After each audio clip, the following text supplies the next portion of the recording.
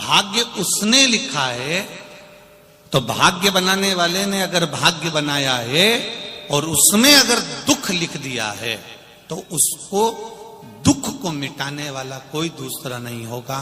आपका कर्म आपको भोगना है। इसलिए भजन के बल को बढ़ाना और अपनी मेहनत को बढ़ाना, अपने कर्म को बढ़ाना, अपनी व्यापार व्यवसाय कर्म जो कर रहे हो उस कर्म को बढ़ाना। जितनी मेहनत रोज करते थे उससे दुगनी मेहनत चालू कर दो और भगवान पर विश्वास चालू कर दो, तो अपने आप तुम्हारे भाग्य की रेखा बदलना प्रारंभ हो जाएगी, अपने आप बदल।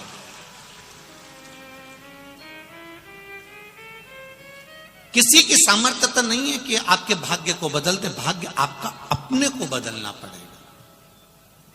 भगवान कृष्ण गीता जी में कहते हैं, भगवान शंकर माता पार्वती जी से कहते हैं, भगवान राम लक्ष्मण जी से कहते हैं, लंका अधिपति रावण मंदोदरी से कहते हैं, और भगवान कृष्ण अपनी संपूर्ण रानियों से कहते हैं कि कर्म की प्रधानता है। आप जितनी मेहनत करेंगे, आप जितना कर्म करेंगे, उस कर्म के अनुसार परमात्मा पर विश्वास रखकर आप अगर कुछ कर्म में आगे बढ़े हो तो उसमें फल जरूर मिलेगा। ये निश्चित हो जाता है, वो प्राप्त जरूर हो।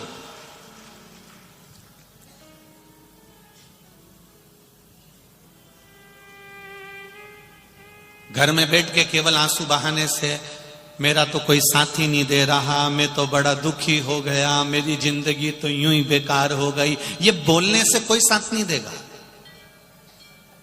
ये कहने से कोई तुम्हारा पक्ष नहीं लेगा। ये आंख के आंसू पोंछकर तुम्हें अपने कार्य के प्रति जागरूक होना पड़ेगा, तुम्हें जाना पड़ेगा, मेहनत करना पड़ेगा।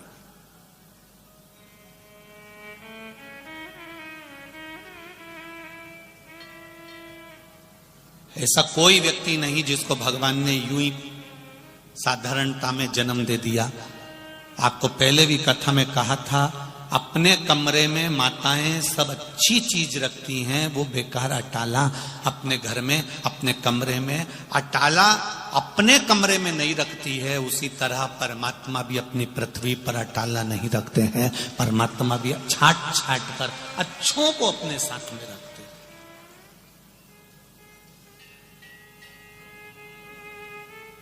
किसी के आगे जाकर अपने दुख का रोना मत रो।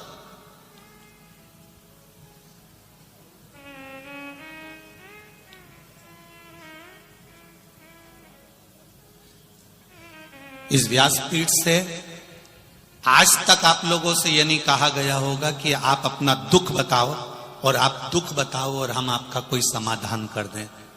बोला कभी ऐसा कि आप माइक पकड़ो और अपना दुख बताओ कि मैं इस चीज से दुखी हूं और गुरुजी कोई उपाय बता दो? तो अगर आपको माइक पकड़ा कर कहें कि आप अपना दुख बताओ और हम उसका उपाय बताएं, तो हमारा भी तो जीवन में ये मनुष्य का शरीर है, हम पर भी कोई दुख होगा, फिर हम किसके पास जाकर कहें कि हमारा कोई उपाय बता दो?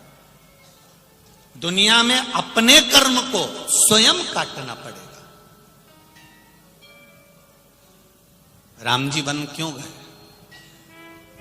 सीता जी का हरण क्यों हुआ? मां जानकी को वन क्यों रहना पड़ा? भगवान कृष्ण को अपना गांव छोड़कर दूसरे गांव क्यों जाना पड़ा? दूसरा गांव जाने के बाद भी छोड़कर द्वारका क्यों जाना पड़ा? जब वो परमात्मा थे तो फिर क्यों गए? उनको भी तो अपने कर्म का भोग भोगना ही पड़ा। हम पहले भी कथा में कहते हैं, भगवान से नहीं डरना, मत डरो। वेद और पुराण से नहीं डरना, मत डरो। धर्म और शास्त्रों से नहीं डरना, मत डरो। संत साधु से नहीं डरना, मत डरो। माता पिता से नहीं डरना, मत डरो। घर के बुजुर्गों से नहीं डरना, मत डरो।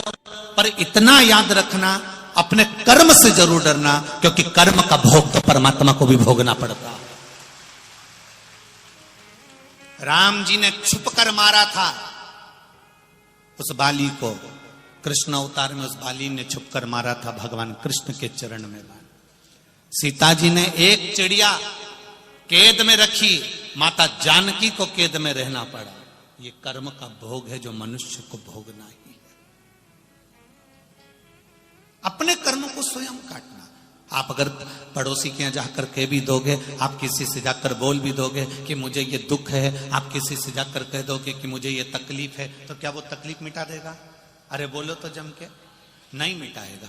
कहीं कहीं का तुम्हारे पास में आकर कह दे मेरे पास में ऐसी भभूति है, ऐसी बेल है, ऐसा सामान है कि मैं तेरा दुख मिटा दूंगा, मैं तेरी तकलीफ मिटा दूंगा, तो चक्कर में मत आओ। ये दुख तकलीफ स्वयं को मिटाना पड़ेगी। और स्वयं कैसे मिटाओगे? कर्म को कर कर, मेहनत को कर कर, और भगवान शंकर की भक्ति पर विश्वास रखकर जब तुम आगे बढ़ोगे तो अपने आप कर्म के करते करते आपका दुख मिटता चले जाएगा। स्वयं को मिटाना। किसी को कह भी दोगे ना कि मुझे दुख है, वो आपका दुख नहीं मिटाएगा। चलो एक प्रैक्टिकल करके देख लो। अपनी पड़ोसन से जाकर कहना, जिसको तुम अपनी सारी बात बताती हो, जिस रिश्तेदार को तुम अपनी सारी बात बताते हो, उस रिश्तेदार से एक बार 1-2 महीने बाद जाकर कहना मुझे 10 लाख रुपए की जरूरत है, तू दे दे।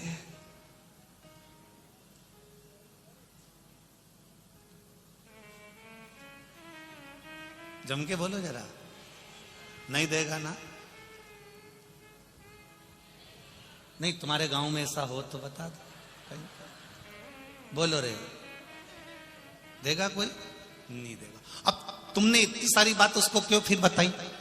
मेरे घर में ये तकलीफ है, मेरे घर में वो तकलीफ है, मेरे घर में ये दुख है, मेरे घर में वो दुख है।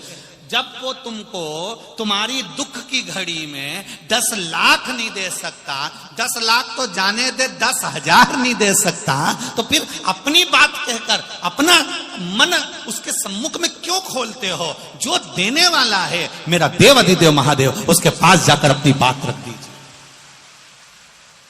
आप उसके पास जाकर कहो भोलेनाथ तेरे दरबार से कोई खाली नहीं गया, तेरी चौखट से कोई खाली नहीं गया। 2022 जाने वाला है मेरे भोलेनाथ, 2023 आने वाला है मेरे बाबा। ऐसी कृपा करना। हम जानते हैं कि 22 के बाद में 23 आने वाला है।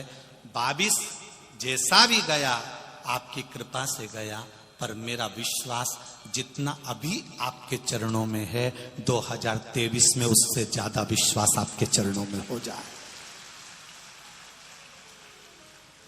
मेरा विश्वास आपके चरणों में उससे सर्वे भवन्तु सुखिनः। मेरा गांव, मेरा घर, मेरा मोहल्ला, मेरी सोसाइटी, मेरी कॉलोनी, मेरा गांव, मेरा प्रदेश, मेरा देश, मेरा राष्ट्र और संपूर्ण विश्व का कल्याण हो जाए, ऐसी कृपा मेरे महादेव कर देना।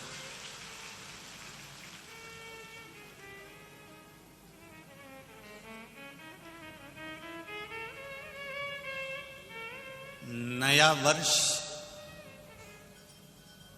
नूतन वर्ष 2023, वैसे तो हम लोग तो सनातनी भाव में संवत को मानते हैं, पर आज के नवयुवक बच्चे लोगों को इसी से एक बदलाव लगता है, इसलिए कहना चाहेंगे नए वर्ष की शुरुआत किसी होटल में नहीं, किसी नशे से नहीं, नए वर्ष की शुरुआत मेरे महादेव के चरणों से करिएगा।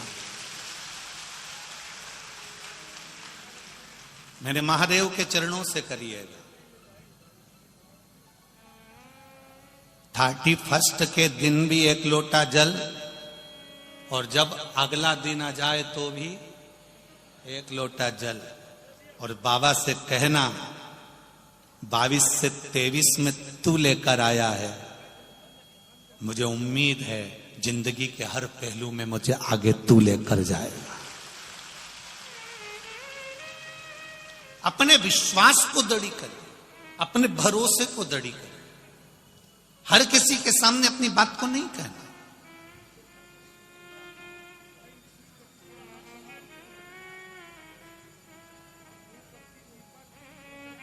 क्यों अपनी बात को हमारे किसी के सामने कहना? पहले नंबर पर बात और दूसरे नंबर पर हाथ, ये हाथ भी हर किसी को मत दे देना। मेरी बेटियों से सबसे ज्यादा निवेदन है, सबसे ज्यादा निवेदन है मेरी बेटियों से, इस हाथ को एड़े तेड़े नत्थु खेरे के हाथ में मत दे देना। ये तुम्हारे जीवन का, जो पिता बेटी का कन्यादान करता है, उस पिता की पूंजी है बेटी का हस्त कमल। हर किसी को नहीं दिया जाता। जरा सा बॉडी शॉडी बना ली, जरा सी गाड़ी घोड़ा ले आया, 2-4 बार तुमको चाउमीन खिलाने ले गया, और तुमने अपना हाथ उसके हाथ में दे दिया। बहुत सोचिए, बात भी किसी के सम्मुख में मत कहो और हाथ भी किसी के सम्मुख में मत दो। बात भी मेरे शंकर के पास जाए और ये हाथ भी, इसमें बहुत सी रेखाएं उल्टी सीधी होती है। हो सकता हमारे भाग्य में कहीं दुख लिखा हो, कष्ट लिखा हो। तो जब जब मंदिर में जाओ, शंकर के मंदिर में जाओ, तो जल चढ़ाकर शिव जी के जल को हाथ में झेल लो। और राम कृष्ण के मंदिर में जाओ, दत्त के मंदिर में जाओ, तो पंडित जी, संत, गुरु, साधु आपके हाथ में चरणामृत दे, तो इस हाथ को आगे कर दो। क्यों? चरणामृत का जल, शंकर भगवान का चढ़ा हुआ जल, गुरु जी के हाथ का प्रसाद, परमात्मा के हाथ का जल जब हमारे हाथ में आएगा, तो रेखा कितनी भी उल्टी हो वो सीधी होती चली जाती। तुम मंदिर में जाओ, तुम्हारे यहां भी बहुत सारे मंदिर हैं। लक्ष्मी नारायण का मंदिर होगा, वेंकटेश भगवान का मंदिर होगा, दत्त मंदिर होगा, राम जी का मंदिर होगा, कृष्ण भगवान का मंदिर होगा, गुरु जी का मंदिर होगा, शंकर जी का मंदिर होगा। उस मंदिर में जाना, पंडित जी आसन लगा के बैठ जाते हैं, बोलो सही है कि गलत है? और वो एक पंचपात्र से तुमको देते कि नहीं देते चरणों तक? अरे बोलो तो जम के देते हैं। पंडित जी ने कभी तुमसे यह किया, मुंडा फाड़ो, और पंडित जी ने कहा लो मैं तुम्हारे मुंह में डाल देता हूं? बोला कभी ऐसा? नहीं। उन्होंने एक बात जरूर की, हाथ आगे करो। बोला कि नहीं बोला? हाथ आगे करो। पंडित जी क्यों बोल रहे हैं कि हाथ आगे करो? पंडित जी कह रहे हैं हाथ आगे करो, और वो हाथ इसलिए आगे करो क्योंकि हाथ आगे कर कर जब तुम भगवान का चरणामृत प्रसाद इस हाथ में लेते हो, तो हाथ की उल्टी रेखाएं अपने आप सीधी होना चालू हो जाती हैं। हाथ आगे करो, और वो हाथ परमात्मा की सेवा में आगे करना, परमात्मा की भक्ति में आगे करना।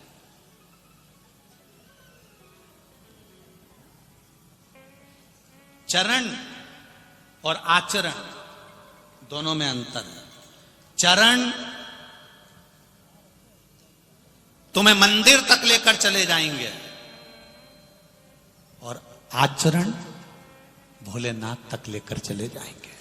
अंतर है दोनों। चरण तुम्हें मंदिर तक ले जा रहे हैं, चरण तुम्हें शिव कथा तक ले जा रहे हैं, चरण तुम्हें गुरु के दरवाजे तक ले जा रहे हैं, चरण तुम्हें परमात्मा की चौखट तक ले जा रहे हैं, चरण तुम्हें तीर्थ तक ले जा रहे हैं, चरण तुम्हें सदगुरु की शरणागति तक लेकर जा रहे हैं। पर तुम्हारा आचरण, तुम्हारा व्यवहार, तुम्हारा भजन, तुम्हारा स्मरण, तुम्हारी भक्ति और तुम्हारा भगवत कीर्तन, तुम्हारा किया गया अच्छा कर्म तुम्हें भगवान के करीब लेकर जा रहा है। मंदिर तक ले जाने की गारंटी इन चरण की है, पर परमात्मा तक ले जाने की गारंटी इस आचरण की है, इस मन की है, इस चित्त की है। परमात्मा तक आचरण लेकर जाएगा।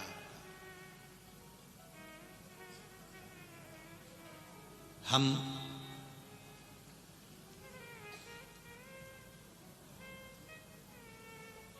एक बात अपने जीवन में ध्यान में रखें आप, हमारा जो मनुष्य का जो देह होता है, मानव का जो शरीर होता है, ये बड़ा विचित्र शरीर होता है।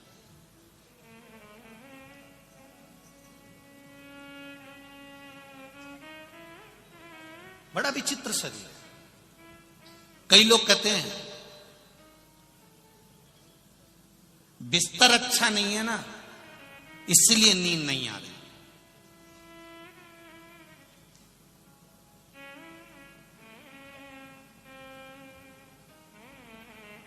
मैं आप सबसे पूछना चाहता हूं, जितने भी लोग आस्था चैनल पर कथा सुन रहे हैं और जितने लोग फेसबुक यूट्यूब पर कथा सुन रहे हैं और जितने लोग यहां बैठकर कथा सुन रहे हैं, बिस्तर से, गादी तकिए से, डनलप के गद्दे से, फोम के गद्दे से, रुई के गद्दे से, कपास के गद्दे से या बहुत सुंदर मखमल के गद्दे से कभी नींद आती है क्या? नींद हमेशा दिल के सुकून से नहीं आ सकती। हम गद्दे में नींद ढूंढ रहे हैं, हम गोदड़ी में नींद ढूंढ रहे हैं, हम कम्बल में, रजाई में नींद ढूंढ रहे हैं। वो नींद गादी में नहीं आ सकती। कोई डनलप का गद्दा, इतने सारे लोग बैठे हैं, इसमें से किसी किसी के घर में तो इतना मोटा भी गद्दा होगा, इतना जोरदार होगा, एसी भी लगा होगा, डनलप का गद्दा भी होगा, सोफा भी होगा, सब कुछ होगा, उसके घर में सारा सुख होगा। पर पूछो, रात को 12-12 बजे तक नींद नहीं आती, करवट बदलते रहो, नींद ही नहीं आ रही है। फिर पत्नी पति से कह रही मुझे नींद नहीं आ रही, ना जान। पति बोले, कभी कभी पति बोल देता है मुझे नींद नहीं आ रही, एसी बढ़ाया, एसी डाउन करा, पानी पी लो, पानी पिया, गोली खाई तो भी नहीं आई, रात के 3 बजे फिर उठ के बैठ गया। आखिर नींद क्यों नहीं आ रही? क्योंकि हमने गद्दा तो बड़ा ले लिया, हमने गद्दा तो मोटा बना लिया, हमने एसी भी लगवा लिया, पर इस दिल को महादेव से नहीं जोड़ पाए, इसलिए वो नींद चली गई। सुकून मिलता है सच्चा सुख केवल भगवान तुम्हारे, बोलो बोलो जम के बोलो, चरणों में सुकून मिलता है। सुकून। तुम यहां देखो, रात को कोई आए हो तो यहां पर कभी दर्शन करना, रात के लोग जो रुकते हैं उनको, कम्बल पे सो रहे हैं, कारपेट पे सो रहे हैं, गद्दे पे सो रहे हैं, रात भर भजन चलता है, 11-12-1 बजे तक लोग नाचते रहते, कूदते रहते, भजन करते रहते, और सवेरे फिर कितने घंटे की नींद लेते होंगे इस कथा में? कितने घंटे की? ये बैठने वालों से पूछना कभी। 2 घंटा चैन की नींद सो गए तो सो गए होंगे, नहीं तो भगवान की भक्ति में ऐसे डूबे रहते, उनका भजन चलता रहता, भजन। सवेरे उठे, तैयार हुए, फिर बैठ गए, शाम हुई, फिर अपने काम में लग गए और भजन करने में लग गए। और वो नींद जो 2 घंटे की लेते हैं, वो इतनी सुकून की नींद लेते हैं कि उनको ये मालूम ही नहीं पड़ता कि डनलप के गद्दे पे सो रहे हैं कि गोदड़ी पर सो रहे हैं। सुकून उनको ये मालूम है, बैठा है।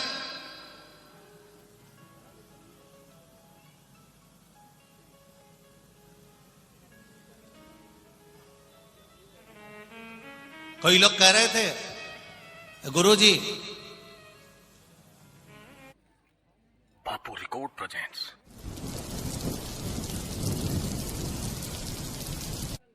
गुरुजी,